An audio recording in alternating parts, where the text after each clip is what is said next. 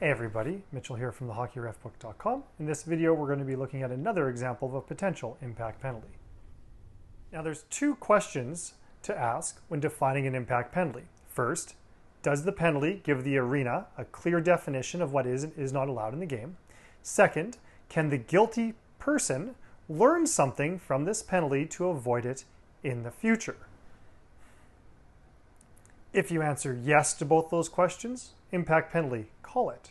If you answer no to both these questions, not an impact penalty, don't call it. And if you get one yes and one no, then you need to make a decision about what the game needs in that moment in time. Before I show you today's example, remember that the goal of these videos is to help you learn to communicate using impact penalties. So don't focus on what is and isn't a penalty, but what you're communicating with the penalty that you are calling. Now, here's the example. So in this situation, the puck has been played around the boards on a breakout. The receiving player is receiving the puck with his back towards the blue line, at which point an offensive player, an attacking player, is coming in to deliver a body check, and that body check ends up taking place into the defensive player's numbers. So, do we have an impact penalty?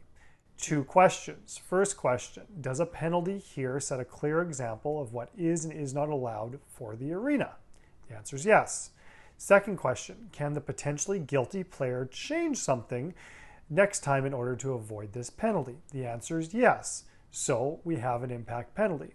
What are you communicating to the arena by calling this penalty?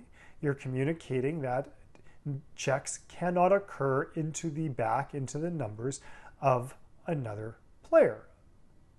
What are you communicating to the player? What is the player going to change next time? Well, if the player sees the opponent's numbers, then that player making the check needs to curl away from the check. They need to adjust their speed to change from a body check to a battle for the puck.